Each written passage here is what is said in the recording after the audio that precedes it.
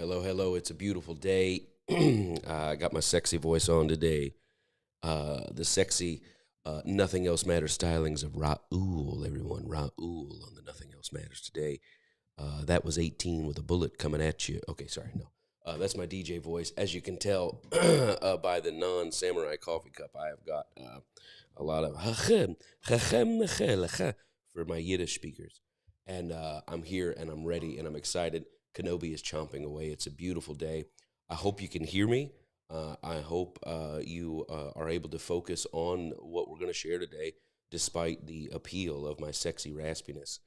Connie's already having trouble concentrating, but today is going to be a powerful day, and I'm glad to share it with you. It is what they call in our tradition Easter Sunday, right? It's the day that we mark to celebrate kind of what I guess we've been taught is the the Passover, excuse me, but the baton passing from the Jewish faith to the Christian faith with a little bit of Assyrian mysticism built in there, Babylonian mysticism, etc. So, but today is a special day for us because today, whether it was today or not, right? Whether it was a Good Friday or a Good Wednesday, those things are immaterial. What matters is today we celebrate either on the factual level, the actual level, the historical level, the mystical level, the mythical level of the simple idea that we believe in the resurrection of Christ because if Christ is the container, is the icon, is the placeholder for all things at the intersection of heaven and earth, then the very pattern of the entire cosmos, the pattern of space, the pattern of stars, the pattern of flowers, and the pattern of animals and everything that life always begets more life, and in that resurrection, it points to us that despite the chaos of the world coming against the emerging not yet, coming against the peace, coming against the dignity, coming against the work of God, it cannot be stopped. And it encourages you and I that it will come forth. It has to come forth. It is yet coming forth because resurrection is the pattern of the whole, right? How you do how you do anything is how you do everything, right? How God does anything is how God does everything. And if the everything, the everywhere and the all at once is in Christ, then it must be resurrection. It must be a birthing of new life because that is the only thing we know to be true about the world and the cosmos that we inhabit. So if you're a first timer here today, I welcome you. All I can say is buckle your seatbelts. Some good things are coming forth. I thank you for your love, your support, all of our NEM supporters. Thank you so much for your prayers, for your encouragement, for your financial support. Of course, so many of you are in this journey together where, we have tried to hold on to the written word as long as we can and manage the tension of the living word, God who lives, and the leap of faith to say, you know what, the bigger the view of God is bigger than we've understood, and you've been in the journey with us, and I thank you for it. And I bless you. I bless God for you every single day because of how much you mean to this family, to my wife, to my children, and I. You. They always talk about brought to you by viewers like you. This is brought to you by viewers like you. And I thank you. Let's pray, Lord. I thank you for today, for clarity, for wisdom, for strength in my physical body, for energy, for utterance. Draw out of me only what you'd have to say. Peace on everyone listening today, spirit, soul, body, family, finances, and all otherwise, God, that light will arise, that lifting will come forth, that strength and clarity will come forth today. The spirit of wisdom and revelation and the knowledge of you and of your will. Let us see today on this special day that we mark. Let us hope today. Let us receive today. Lord, we believe to receive today in all dimensions your goodness, your love. And I praise you and I thank you for it. Thank you for what will come forth today, that it'll be by your grace and for your glory. And I pray this in Jesus' name, and all those that think that should happen say, amen. Amen. All right, well, let's get into it today. We're still stuck in the first chapter of John. Of course, we read a lot of verses from it a few weeks ago. This is part 4, as you can see on your screen here. Our title today, Finding Your Story Within the Story. And I know Pastor, I've been with you for the past 3 weeks, man. When are you going to get to it? we're getting to it, brother. We're getting to it. I promise you, we're making progress as we unpack and unfold the largeness of this kind of revelatory journey that we're on. So I'm going to give you this, and it's going to come in your notes today. And I really, really, really, really, really just pray that this hits you the way it hits me. And again, so many of you, because I hear from you, we get emails, we get letters, we get notes, we get a card here or a comment. You're getting it, and I told everybody, I told my son's over here and my daughter's over here, and my dad's back there, and I don't know if you can hear La Petite Foule crunching away on his bone. But anyway, our resident jester, Kenobi, I was going to say, he's talking about his dad? No, that's dad's not, my dad's not La Petite Foule, he's La Grande Foule. Anyway, he's laughing over there. Anyway, I don't even know what I was saying. What was I trying to say? We're all here. Oh, I was telling my family, probably not going to be many people on today because, Easter is the Super Bowl. You got to be at church on Easter. If nothing else, Easter and Mother's Day is the time. And in fact, the truth of the matter is, if you've been turned on to what's happening here, the idea of sitting in through a ransom service, that Jesus' death is our penalty, in his earthly death has satisfied the heavenly penalty. You can't even hear that anymore. You can't even. It's hard to even abide that. As a matter of fact, the best way you can abide that is you abide that the same way you abide Muslims celebrating Ramadan, right? Or Jewish people celebrating Passover. What is it, Diwali or whatever, whatever you say. I look at that and I appreciate that and I see the devotion, and all of those are good things. The Muslim traditions and Jewish traditions and Christian traditions, right?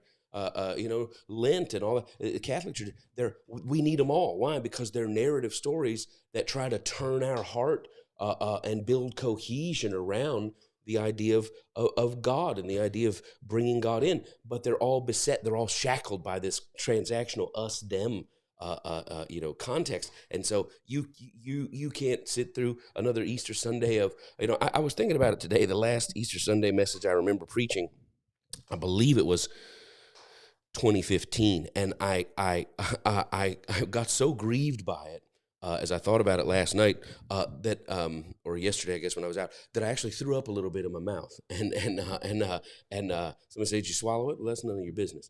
But I actually threw up a little bit in my mouth, and I'm not. I just retched from it because I was nearing the tail end of my journey, my breakaway journey, the fork in my road from traditional transactional us-them religion, breaking off towards the Omega view, started at the end of 2013. I had preached a message at my church. It was our 11th church anniversary, 2013, and I walked off the pulpit. And as I'm walking off the pulpit, like Saul of Tarsus would say, I saw a light bright as the noonday sun, and and I heard a voice. Well, I didn't see a light, but I heard a voice and say, "You just preached your last message as senior pastor of this church." And I did not understand what it means. And I held on as long as I could, but something broke out in me December of 2013. And what broke out in me was something that had cracked open and germinated in me in 2007, which had been the little egg cracked open, my little Jurassic Park egg cracked open in 2007, but it had been laid on the inside of me, not when I became a Christian in October of 88. What cracked open inside me was the divine intuitive knowing that's been planted inside every human. And I took my knowledge of God that everybody has, put it in a transactional, complex religious system, and thrived in that for 3 decades. And then something broke loose in me about 10 years ago, 9.5 years ago, and it changed. And so, so 13, I pressed through 14. And man, it was just ripping me apart. And I knew something had changed. And I pressed through 15, and I got Easter of 15, and I'm seeing on one side how good God is, but I'm being taught what people would call the message of grace. And I hate the idea of the message of grace. And my pastor, my spiritual parents, they don't call it a message of grace. It's the message of the person of Christ. And so I'm getting the truth of the message of the person of Christ, not the message of the written scriptures, right? It's not here, grace is a doctrine that you should go and learn and put the verses together. No. Grace is the message of the incarnation. It's of God become a tangible. And if you can understand the person of Christ, you can understand the love of God. And that was coming at me on one side. But on the other side was all the us, them transaction. And I actually got up, some of you may remember, in 2014, and I preached my last Easter message, 2015, I guess it would have been. I preached my last Easter message in 2015, and I said, the only reason grace is attractive is because God's fury, judgment, and wrath is so guaranteed. That to say there's grace means nothing unless it is true that each individual is going to be mercilessly punished for Adam's sin and their individual sin. But if you will tell people that they're going to be punished for Adam's sin and individual sin, and that you will convince them that they are separated and lost, then all of a sudden in desperation, they'll say, oh man, there's a grace here. And I preached it. And when I thought of what I preached, my last Easter message, 2015, so that's 8 years ago, a little just come up in my mouth, because I could not preach that today. And like many of you, I could not abide that. If I was sitting in a church hearing that we're sinners in the hands of an angry God and we deserve this and this, but thank God for his goodness because he sent the money down and he paid himself off and he beat up the devil and he tricked everybody and he sacrificed his son and then he breathed in the blood and said, okay, I'm chilling out. And well, it was really him sacrificing to him and praying to him and offering himself and punishing him and God laying on himself all this. And man, but now on Sunday morning, aren't you glad that if you as an individual choose to be on the team, you'll get out of the pain and the da-da-da. You didn't choose to get on Adam's team, but if you didn't choose to get on the going to hell team, but you can choose today to get out of the going to, and I mean, and I couldn't say it. I couldn't abide it. I'd be sitting there squirming in my seat, squirming in my, man, how am I going? And I couldn't do it. Why? Well, because at its very root, fundamentally, at its deepest level, it's contrary to the truth of God as revealed in the person of Christ. And so here we are on an Easter Sunday, preaching and gathered and stuck. Can't go, like what LBJ say, like a jackass in a hailstorm. I can't go, they don't let me in the barn and I can't make it stop. And here I am stuck. I can't go and tell anybody that and I can't go and listen to that. So what are you going to do? We're going to gather right here on a rainy Sunday with Kenobi crunching his bone stick or whatever it is, and we are going to do the best we can. We're kind of like what the early church must have been on that Easter Sunday, that first resurrection morning, hanging out, laying low, knowing that our traditions do not satisfy our traditions, according to written scripture, do not satisfy what's been revealed to us in the magnificence of the person of God as revealed of the love of God through Christ. And here we are stuck today. So let's talk about this. We are born into a world. You and I were born into a world of age-old. And I meant what I said about that Easter message. I'm embarrassed.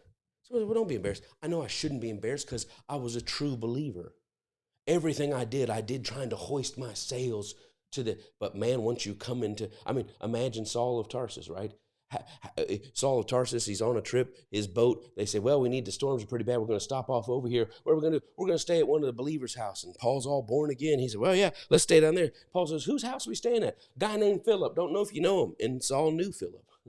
Why? Because Philip was standing there the day Stephen was killed. Saul's like, yeah, I know him. Last time we saw each other, it wasn't on a good term. What can you do? Everything Saul did, he did because religion had taught him this is how you please God. And that message that I taught, religion had taught me. My religion had taught me. This is how I please God. So we're born into a world of age-old ancient chaos, right? Notice Kenobi, right as I start doing the message, he's like, I'm done with my stick. Born into a world of age-old ancient chaos. We're born, in your notes, as heirs of social chaos.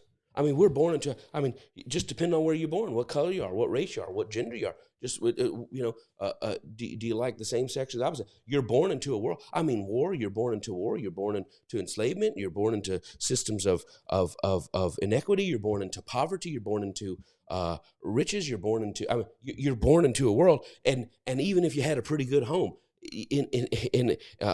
socially and generationally, somewhere in your family, grandma, granddad, Uncle Tom, Aunt Jenny, somewhere, your sister, your brother, your mom, your dad, your son, your daughter, you're born into a world as age-old, a world of age-old ancient chaos, and as heirs of social and generational chaos. That's what we're born into. And we have inherited a biological, mental, and environmental. So in our biology, things get passed down. Granddaddy had anxiety, and mama had anxiety, and I got anxiety. Mama was, always wrestling with the drink, and granddaddy was wrestling with the drink. And boy, I tell you, and then I just find myself. I mean, you were born biological. We're born with mental mindsets that descended from chaos. Environmental. Some people, all they got to do is step out their front door, cross 110th Street. And man, it's crazy, right? Some people don't have to leave their front door. It's right there in their house. I mean, it's so environmental. So we're born with an inherited biological, mental, and environmental inclination. Inclination to what? Toward the perpetuation of chaos. This is how we're born. This is where we're born. This is who we are. But yet, all the while, born into this world of chaos, right? All the while, I got chaos in me, chaos around me, chaos in my blood, chaos in my brain, chaos in my home, chaos in my nation, my neighborhood, chaos on the planet. Somehow, some way, you're born as a victim and a beneficiary of bloodshed. Every single person alive today benefits from inequity on some form and has, at least on some form, systemic or individual, been bullied by inequity. I mean, but all the while, a redemptive arc toward the emerging, coming, another day, a not yet. There's a world in which there's no war. There's a world in which there's no sexual abuse. There's a world in which there's no addiction. There's a world in which there's no corruption. There's a world in which governments don't invest in how to kill or how to protect because there's nobody else out there killing and protect. That world ain't now, but it is emerging in the right now. That world, that redemptive story, that we're in chaos, but hang on, it's supposed to end happy, that cries from deep within. And it doesn't only cry from deep within every who, it cries from deep within everything. That you and I, we inherit chaos, born into a world of chaos. Sometimes we're born, as a Jewish little girl in 1939 Poland, and my God, what a chaos to be born in. We're born as a little black boy in 1807 Alabama. I mean, what a terrible place to be in. Or we're born as a white woman in 1957. So, well, that's the best thing to be born as, married to an alcoholic who's running the streets and beating. I mean, everybody's born to as a white man in 1997 to an addictive single mother who's addicted to painkillers from Baxter. I mean, we're all born into something. And then what happens from there? Chaos on top of chaos. But all that while, there's a crying out for this is going in a direction. It's not supposed to be in chaos. It's not going to end in chaos. It cries out from us, and it's not only every who inside the cosmos. It's everything. Paul, the writer, the mystic, Romans 8 says, all the universe cries out for deliverance from the chaos that consumes it. And for nearly all of us, in your notes, in some level, transactional religion in myriad forms. I mean, just pick your poison. What religion you want? What religion can you sign up? You can be a Jehovah's Witness. You can be a Mormon. You can be a Muslim. You can be a Buddhist. You can be Tao, Lao. How now, brown cow, the Hindu. I mean, just pick a. There's transactional religion in myriad form stands by, and it presents itself as the remedy. Remedy to what? To chaos. Like, man, you see the chaos in the world. You see the chaos in your world. You see the chaos inside you. A transactional religion in some form says, well, if you just come down to the temple, if you just make this walk, if you keep these holidays, if you don't touch this and you make sure you touch that and don't eat this on this day and that, guess what? You as an individual can do something about the individual chaos as it relates to you individually. So you've got the universe has, the cosmos has, every who in the world cries out for at the deepest level of their knowing. This chaos is not normal. I'm not normal in this. And they cry out for an expected end. It cries out for them. There's more to this. This chaos is not our natural habitat. You know, they always talk about, and particularly about in discussions of race, and I hear this a lot. I've heard this for 30-something years, probably been around longer than that. That was something about, well, you know how black people are, and I've heard this, and someone say, white people said that? No, that's not white. Never heard a white person say this. I've heard, 200 black people say this. Well, you know how black people are? We're like crabs in a barrel. As soon as one of us gets lifted up, the other ones climb on, and they just climb and they try to pull them down. Yeah, that's true, man. We just can't celebrate each other's sex. We've got to cry another. And, of course, all that comes from the white man, right? That's a lie from the white man. It's not really a lie from the white man. It's a lie from Satan himself. Herself. Can the devil be female? Why? Because all this crabs in a barrel nonsense overlooks the fact that a barrel is not the natural habitat for crabs. Put something in a habitat that is not naturally its habitat and watch it behave in a way that's not naturally behaved, and then assign that as behavior unique to that people. That's as racist AH. I'm not going to say it the other way because it's Easter. It's a holiday.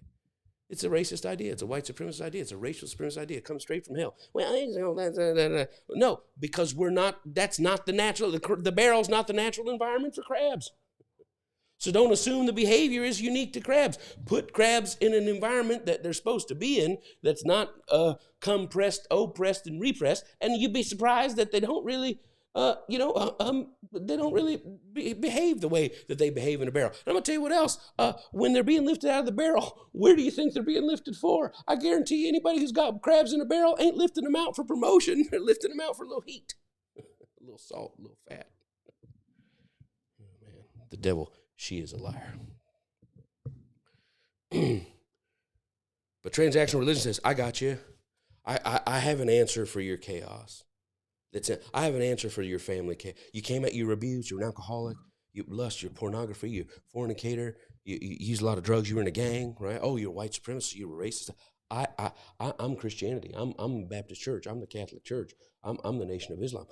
I've got an answer for you. I have the remedy for you. Well, what do I got to do? Well, you're going to sign up here, and you're going to read our book, and you're going to make sure you're there and the doors are open. You're going to set a little money aside, and you're going to contribute. Now, we're going to cut that hair, right? We're not going to eat the white man's this. We're not going to eat that. We're not going to eat pork anymore. Oh, you're going to come over here? Yeah, well, you can come in. You should start learning. I'll introduce you to the rabbi. You should meet my pastor. You should meet Reverend so-and-so. You should meet that. I mean, what are we going to do? Well, we got to make our trip. We got to keep the 5 tenths. We're going to learn to pray, right? Right? Allah most merciful. What are we doing? Somebody say, you hate those religions. I am those religions. How did I get in that religion? Because a deep thing in me cried out for an expected end. Somebody told me that hell was my guaranteed end, that based on their religious tradition, hell was my guaranteed end. And to prove that I was going to hell, they said, look at yourself. You know you're not a good person. And I looked at the chaos and my biological, mental, and environmental penchant and capacity for perpetuating chaos. And I said, you're right, I am a sinner. They said, you are a sinner. But God has fixed that problem. How did he fix it? Through animal sacrifice? That's a different religion. Through the tenets and the pilgrimage, that's a different religion. Through abstaining from, that's a different religion. Well, what is your religion? Our religion says God fixed it by punishing his son so that if you would believe, you wouldn't. So I mean, okay, well, and sign me up. Sign me up. I got to ride my bike where? I got to tell who about what? I got to knock on the doors. How many doors do I got? Can't celebrate a birthday? Just tell me the rules from the trip. Just tell me the remedy. Why? Because you don't need to convince me the world is bad and that I'm bad. I already know. But you're telling me here's the recipe to escape. And man, we run to it. Why? Because it's presented as the only option. And we jump in and we see it as the remedy to the chaos on the individual level. And guess what? In your notes, it's not. So once I get in, right? Once I get into my church, once I get into, the church on 46 there in Sanford, or Mark Walker, Brother Paul Walker's son, had a church there. This assembly, that assembly, this church, got that church. And I got in there and they told me, well, here, you're in, right? You're in. And here's the way to stay in. And man, you go to work. And guess what? If in your notes, you stay on your individual level, there's a promise for your generational redemption. I mean, you start doing this right, you might be able to bring mama in. You get on, you start working the plan, right? The personal power plan. Tony Robbins, you start working that personal power Bible plan, man.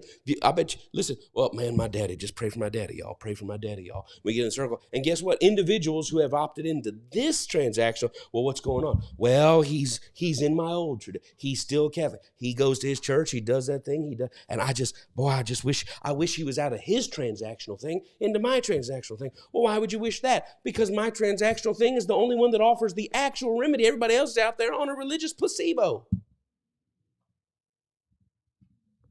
Man, please pray for my daughter. Why? Well, she's dating a guy. What's she dating? Well, he's Muslim, or he's Jewish. He's Jewish. I'm not going to tell you what religion he is. All right, he's Jewish. Well, what's wrong with that? Oh, yeah, what's wrong with that? Oh, he's on his way to hell. He has refused to accept God's plan of salvation. He's refused to accept the only remedy for, he's on his way to hell. Well, and you know what? She's married. What's going to happen to my grandbabies? When my grandbaby said, what happens when we die? Do you think I want my son-in-law telling her what happens when you die and not telling her the truth? And here we are.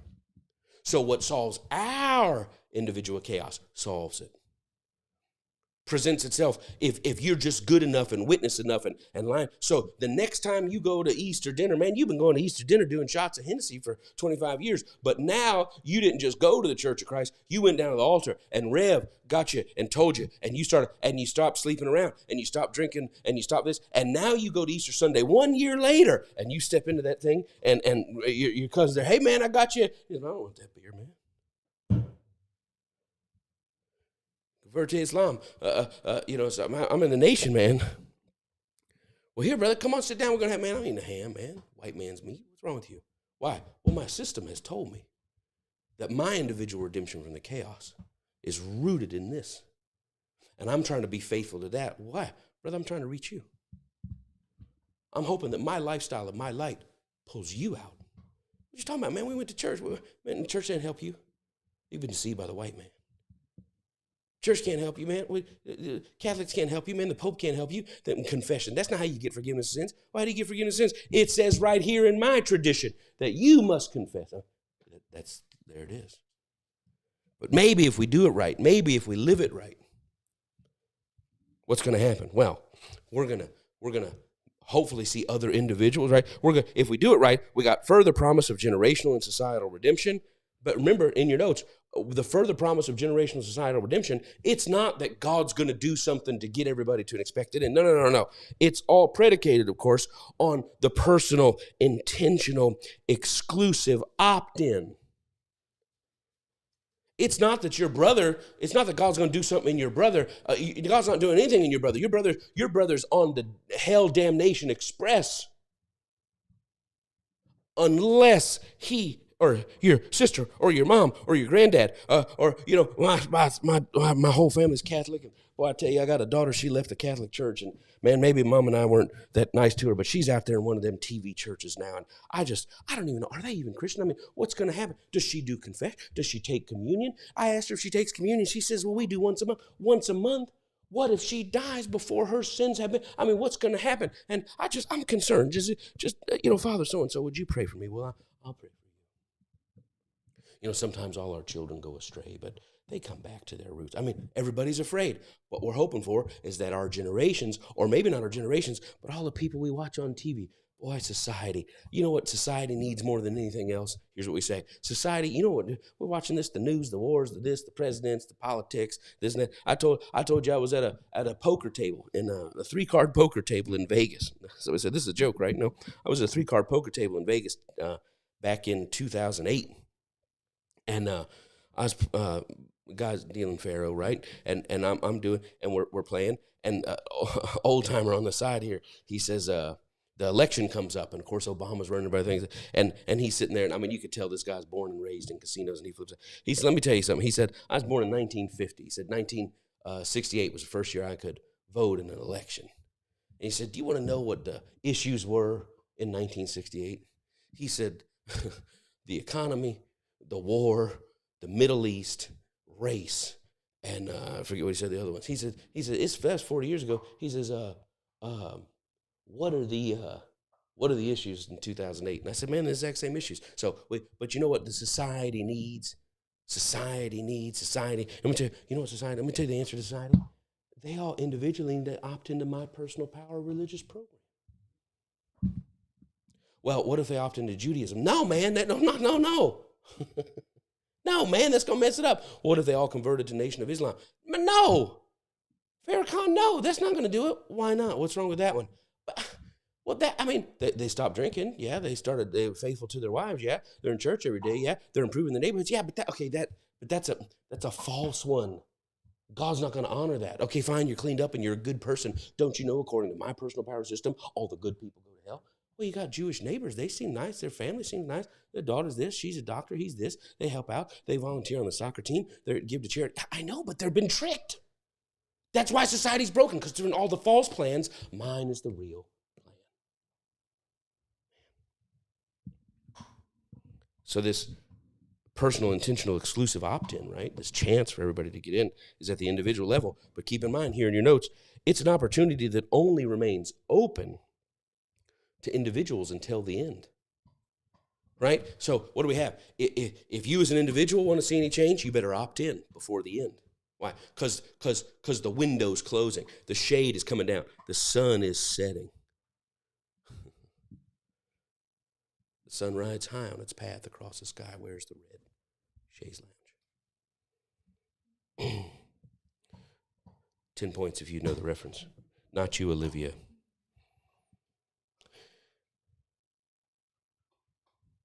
Individuals got to opt in. Grandpa's got to opt in. My sister better opt in. Well, you say, my daughter, I got 5 kids in church and one's going crazy. I got 5 kids. I raised them faithful. Muslims, we've been a Muslim family. We've been at mosque ever since we go. She knows better. She's out there. She knows better. But you know what? She better get in before it's time. In the end, what happens at the end? Well, it's easy. Time's up. In your notes, right? Time's up. Game over. Too late. Listen, your window, individual opt-in, individual opt-in, individual opt-in, individual opt-in. It's individual opt-in. You better choose. Everybody in society, you better choose. Time's up. Game's over. Too late. Why? Now it's time. God's got to step forward. What's God going to do? God's going to gather. God's going to separate. One in the good place. 1, 2, 3, 4, 5, 6, 7, 8, 9 in the fire. 2 in the good place. 1, 2, 3, 4, 5, 6, 7, 8, 9 in the fire. 3 in the good. Wait, whoa. Who's going to the good place? We are. We as in me and you? Well, we are. And only a certain section of our Muslim belief. Shia, Sunni, right, Orthodox. Well, we are Greek Orthodox. We are Eastern Orthodox. We are Catholic. We are Protestant. We are Baptist. So the Baptists are going. Yeah, the Baptists are going. Southern Baptist, Northern Baptist, Original Baptist, Reformed Baptist, Reformation of 1872 or 1916. Man, don't be an idiot. You know it's 1916. Who's going? Who's the good and gather, right? So God says, time's up, ding. God says, yeah, okay, gather. One over here. Who's going? We. Who's going to the good? We are. Who's going to the bad? They. Time's up, game over, too late. God steps forward to gather, separate. And what after separate, what is he going to do? He's got the few. Remember, he had the whole world in his hands. The little bitty babies, the Jews and the Muslims, the Protestant and the Catholics. But now at the end, he's only got those people that think like we do, and everybody else is in the fire. He's got the whole wide world, really, just the people that believe like us. Everybody else is in the fire. He's got the little bitty babies, as long as they believe like us. Otherwise, they're going to the fire. So the good go to, the bad go to be burned, the good go to be blessed, or maybe it's not burned and blessed. In your notes, maybe the bad go to where they're annihilated and forgiven. They just, right? Whiplash. Maybe the good go to annihilation and forgetting.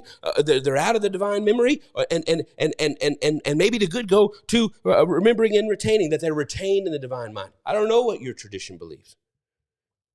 Or maybe according to your tradition, maybe according to your complex religious system, maybe they're sent back. And maybe they're sent back to this life, and they're sent back into this life with either a lightness the next time around or a burden the next time around based on their last life conduct and belief. Every complex religious system offers an idea after death. Our idea, from my tradition, from my Protestant, charismatic, Pentecostal tradition, simply says this, that one day, boop, boop, God's going to, time's up, slide down the dinosaur's back, he's going to gather, he's going to separate, and the bad go to be burned forever, and the few of us that got it right, that knew that you had to believe, but you had to be good, but the good had to come not out of your efforts, it had to be born out of the Spirit in you, because if you try to do it, but it can't just be the Spirit, because you got to cooperate with the Spirit, so it's kind of part of the Spirit in you, so Jesus did it all, but only did it all for individuals who believe and don't trust in their right doing, but have to do right enough to show that they have the fruit of the right doing, and we're in, and everybody else is out. But that's not everybody else's religious tradition. Some people believe that when you leave, when you die, those who are the righteous, they are retained in the mind of God, and they still have existence, and they're annihilated. Other people believe that based on how you did in this life, you're going to come back to this life again, and you're either going to come back elevated with lightness because of how you did the last time, or you're going to come back with heavy burden and suffering. So when I see the suffering, why help the suffering? Because the only reason they're suffering is they must have messed up in the last life. Everybody's got a complex religious idea of what happens. Or maybe people believe that you're going to be rewarded or punished with next life benefit or next life hardship based on this life conduct and belief. And I mean, we have believed this, right? We have been taught this in your notes and conditioned to believe this by almost every complex religious system throughout recorded history. That's why, you want to know why the pharaohs were buried with all that stuff? Because they were prepping them to go to the next life. The Sumerians didn't believe in afterlife the same way the Egyptians believed in afterlife, the same way the natural religion. Do you know that one of the reasons when they would count coup and then they would when they would try to retaliate? I mean, who knows? The white man went after the red man went after the white man. Who drew first blood? They slapped us first. We slapped them back. They were real mean to us. We were real nice to them. I mean, everybody's got a story. Like one of my heroes said. You know, he said, man, he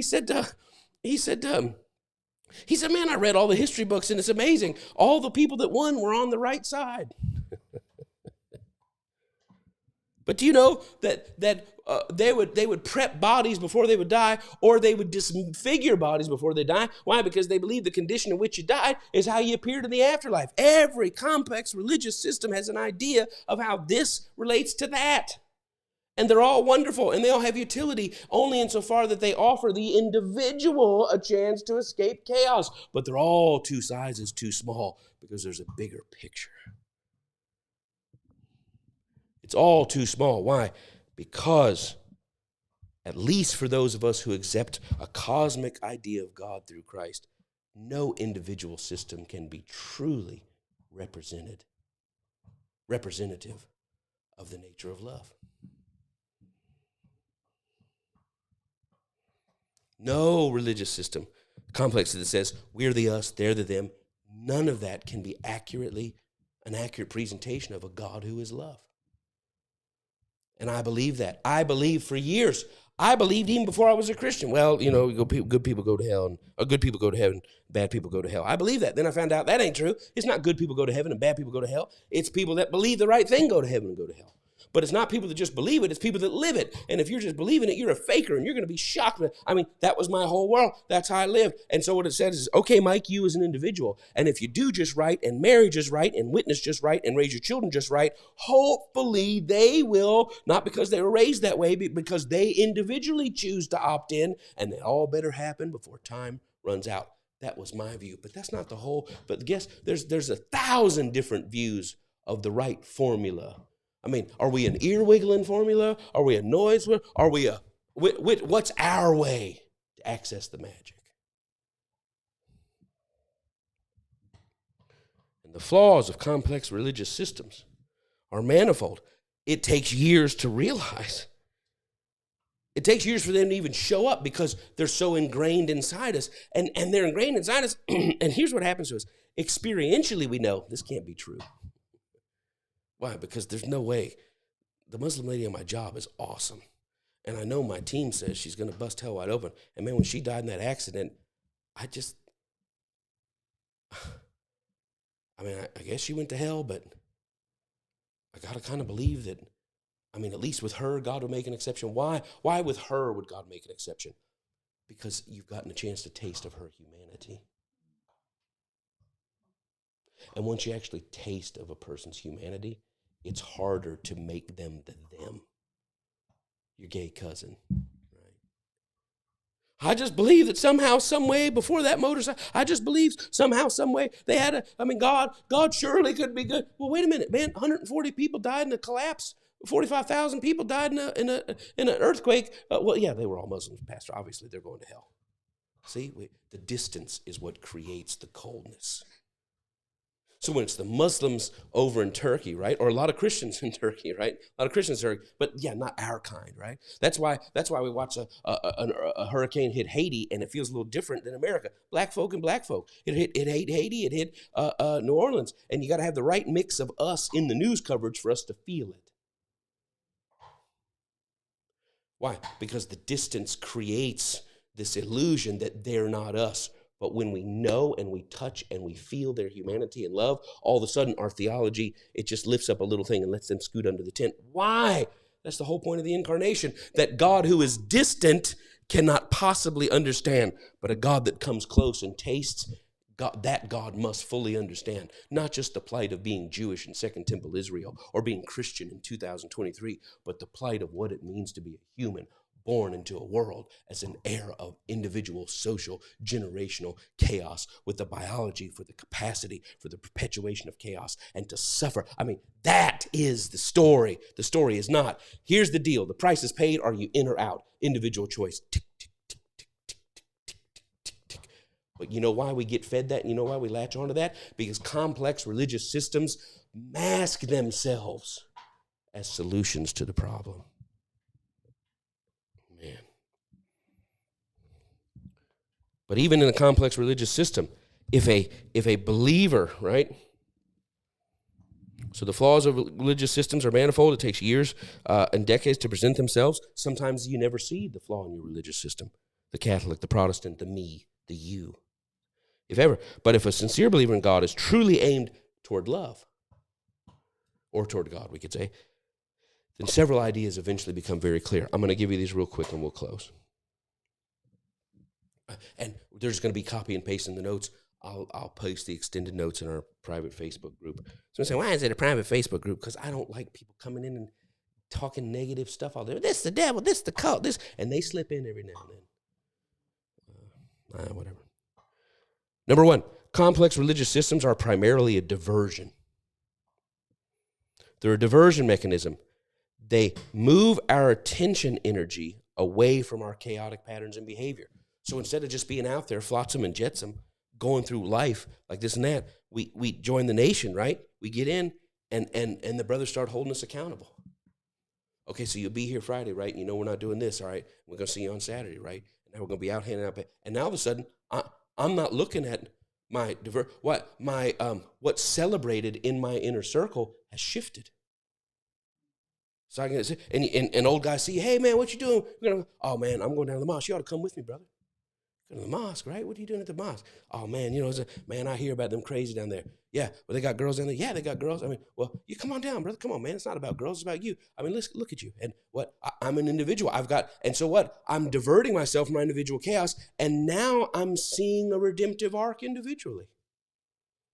But not because Christianity or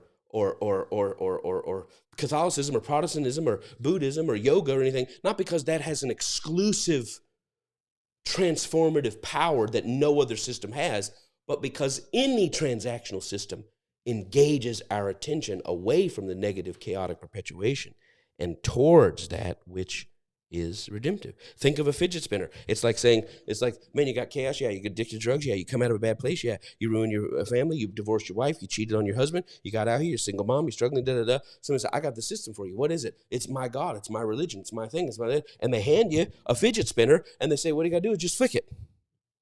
And now while you're flicking it, guess what? You're flicking the religious fidget spinner, but you're doing it in a way that you're no longer focused on the patterns that you're doing, because you're doing it and you're showing up on Sunday. Hey, man, how you doing? Hey, brother, hey, I saw you last week. What's your name again? Yeah, good. Yeah, you ought to come to our morning group. Hey, sister, how you doing? You know, we have a Bible study. Okay, and you stroll in still smelling like smoke. Why? Because you're just brand new in this thing, but you're being presented, and now all of a sudden you take on the environment, and it's rich and it's beautiful. And these religious systems, number two, they're taught and bolstered and inspired by people with often very dramatic testimony. That's Reverend so-and-so, that's Brother Minister so-and-so, that's sister such and such. Do you know she was on the FBI's Tim Wilson? Do you know she used to date a man? That woman there, she was a stripper. What? Yeah, she was a stripper. Was in Prince's band. Was one of his video girls. Oh, you should hear her testimony. It's powerful. Oh, man. And now we see, look at this individual who's escaped their chaos. Their chaos matched mine. I'm on a power team. I'm going to rip a phone book in half. I'm going to blow up a hot water bottle. And I'm going to sit here and say, for 13 years, I thought being a football player was everything, and I was wrong. Then you go, man, he's talking to me. What? His individual chaos is similar to my individual chaos. Everybody has an individual chaos. But guess what? If you join now, and you get down to this altar, and you sign here, initial here, sign here, they're going to take you over to a place. They're going to hand you a manual, and they're going to call you and say, hey, brother, how you doing? Yeah, man. Well, I started coming when the guys were blowing up the phone books, man. I've been hearing this and that. And now, what? You're in. So they're bolstered and inspired by people, often with dramatic testimony and high achievement. Do you know that guy right there? He prays 4 hours a day. What?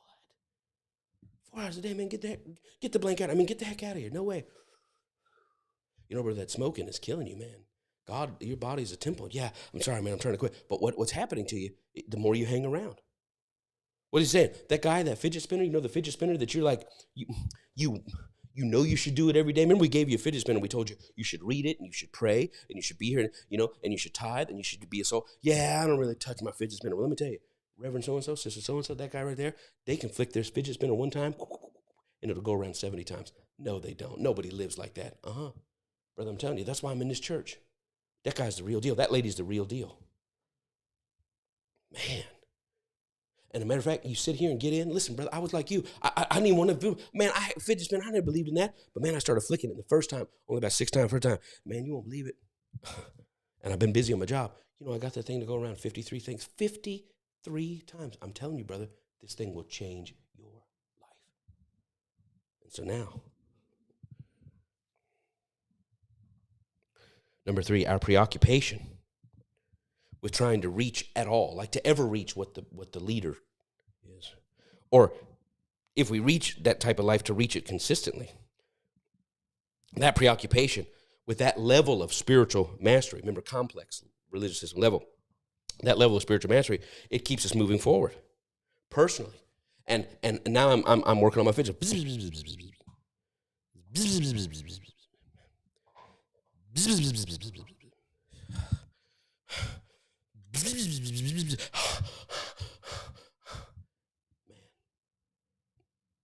Keeps us moving forward personally in a non-chaotic direction, or at least in a direction dissimilar to what I had escaped before. What do we say? Man, I don't even recognize my life. And now we get up. It's our turn to share. We're at men's group. We're at women's group. We're at Bible study. We're at thing. Brother Phil, you want to share? Sister Joanne, you want to share? I'll share. So, hey, you guys might know me. I was the one always leaving during praise and worship to get a cigarette out there. Man, sorry about all that. Yeah, but so I came. They were tearing up phone books, and I came, and I signed up, and I got my personal power, my DVDs, and I watched them, and this and that. But I'm not pretending I'm perfect or anything, man. I'm not, and man, thank God for Reverend Sims, because, gee, I mean, that guy, that lady, I mean, you talk about powerful. But hey, listen, I'll tell you this. I actually did my fidget spinner the other day 53 times. Wow, all right. Hey, brother, all right. Yeah, and yeah, man, another brother comes up afterwards and said, hey, you inspire me today, man. Because just kind of get me up. And here it is. Individuals. Number 4. But it takes a while before we discover that our confidence is more rooted in the system of transaction. And our confidence is more rooted, and I am wrapping up here because I know we got eggs to hunt. At least at my house, we got eggs to hunt. That our confidence is more rooted in the system of transaction and our right choice. It's the fidget spinner system. I mean, it's not me. So you had nothing to do. Well, I made the right choice, and I choose to fidget and spin, but it's not me. But we have more confidence in the systematic transaction or our right choice and behavior to participate in it than in the larger reality or the larger possibility that what's going on in our little form or side corner of Christianity and Protestantism is the same thing at work in Catholicism, with the guy that goes every Friday and the guy that eats fish and the guy that does the mass and the guy that does that. He's fidgeting his fidget spinner. Yeah, but he's doing the wrong spinner. Says us, says you. The guy who's doing temple, the guy who's praying. I mean, I have so many Muslim friends, and they pray and they eat right and they abstain and they, the haram and halal. And I mean, they do, and they're beautiful people and they're full of love of God. Why? Because they're not really. Nobody's really trying to connect with the system. We're using the system to try to hoist our sails to love. And those who are able to ever get above their sail, just a little tip of it above the crosswinds of the system, they catch it. And you talk to them. It's like, man, I was in a Muslim village. I was in an Indian village. I was I found it myself. I went down to a place and I had to get my glasses fixed. And the doctor was Indian, and the husband was Indian, and the children were Indian, and the aunts and uncles. And man, I ended up spending all day. It was like fellowship. I actually felt like it was after church, but man, they didn't even use my fidget spinner system, because it's not the fidget spinner system. That should be awakening you to, like, wait a minute, the redemptive cry out is universal. And it's not really our fidget spinner that's the redemptive. Why? Because for every testimony you got about how the Christian Bible changed your life, there's somebody with, there's a Buddhist with a testimony, there's a Muslim with a testimony, there's a Hindu, there's a testimony, there's a Jehovah's Witness with a testimony, there's somebody says, yeah, man, I just got it. Guess what? There's an atheist with a testimony. Yeah, but what system they do? Well, I'm a free thinking, this and that, and we, like one I heard a comedian say the other day. He says we atheists are terrible. He said, I choose to be agnostic about my atheism. He says, people say, yeah, I believe in God. That's so stupid. He said, but you have a vision board hanging up. He goes, well, you're not really impressing me there. But it's not the spinner, and it's not our choice, and it's not our this. It's because it cries out in all people, because all people, everything and every who is finding himself in a chaos that is non-native to who we are. And we seek to escape it individually. But a religious faith should not just be a promise that to those who opt in and those who select the right spinner and those who luck in, man, I'm so glad I went to where they were blowing up phone books and not to where they were passing out bean pies, because I could have ended up getting the wrong spinner. And yeah, I could have got off drugs, but it could have sent me to hell. And some point you wake up and go, this is ridiculous. It's not individual ideas of God. It's the largeness of God, the largeness of the love that runs through the universe that speaks outside to that which is deepest inside. And we get drawn to the, hey, and religious systems, they lift up their skirt. Oh, look at me. It's Easter. I got pants on. Okay. So the religious system lifts up their skirt and they, hey, big boy, what do you think? Oh, yeah, I'm going to come over to that. And we get taught that it's that. It's not that. It's that's a comfortable, familiar, beckoning solution to individual chaos, but it is two sizes too small, and it takes a while, no matter what system we go in, to realize, whoa, it's way bigger than all of that.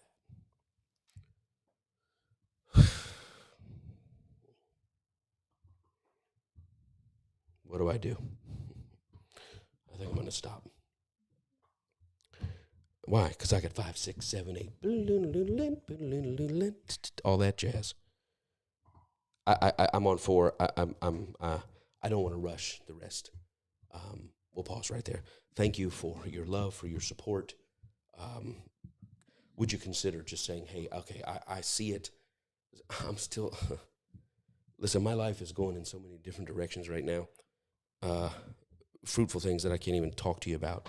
But I cannot escape being a preacher. I cannot escape being a pastor. I cannot escape that. Not that I hate it.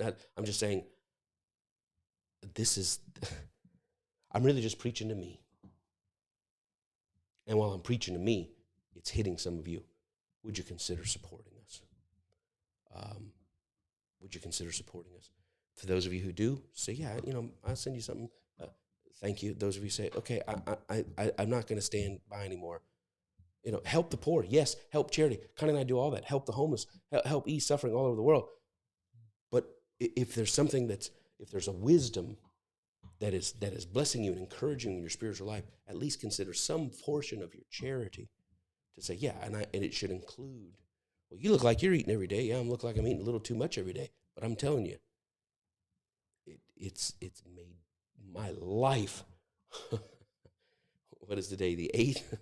What happens tomorrow in my life is you just saying, okay, man, I'm with you. and many of you are with us, and we thank you. You can reach us there. You can reach us on the apps, MikeCon LLC. I got a Cash App. No, it doesn't go into my phone. It goes into our little ministry account that we set up. Oh, I'm going to get a tax write-off. No, we don't have tax write-off. Think of us as a missionary. We're in this little world going out to a few hundred people a week, 400 or 500, sometimes 700 people a week, and we help them. So we got 700 people a week supporting you. No, you almost made cuss. We got about 6 or 7. You know, but just if it's blessing you, if you believe in it, if you're benefiting from it, consider reaching out. You can write us, Michael and Connie LLC, 2870 Peachtree Road Northwest, number 230, Atlanta, Georgia. It's on your screen right there, or it's coming into your notes in your feed. Michael and Connie LLC, 2870 Peachtree Road Northwest, number 230. And you didn't have to help us, but you did, but you did, but you did. And I thank you. I thank you. Peace, health, light, protection, preservation, soundness, abundance, aboveness, joy, a benevolent life, of goodness received from the Spirit, of goodness released from inside us, of goodness abided in, that we would bear not the transactional success of individuals, but we would embody the redemptive arc of the entire cosmos that is happening in all places, the deepest knowings of all creation, that there is an end. And it is not exclusive to our team. It is universal for all that have come out, for all and everything that has come out of God and is in God.